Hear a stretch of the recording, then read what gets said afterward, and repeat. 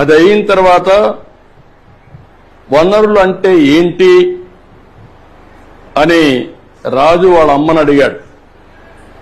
అడిగినప్పుడు వాళ్ళ అమ్మ చెప్పింది ఏం చెప్పిందంటే, మన అవసరాలు సంతృప్తి పరచడానికి ఉపయోగపడేది ఏదైనా సరే అది ఏమంటారు? వనరులు అంటారు. మీ చుట్టూ ఒకసారి పరిశీలిస్తే అనేక వనరులు మీరు గమనించవచ్చు. తాగేదానికి ఏం కావాలంటాం?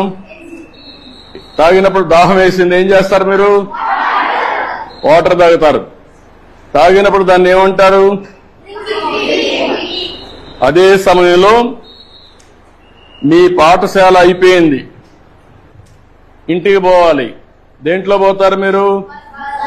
బస్సులో పోతారు. దాన్ని ఏమంటాం? వనరులు అంటాం.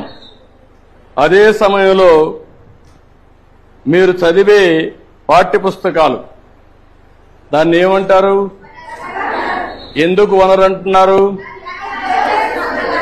ఉపయోగపడుతుంది కాబట్టి.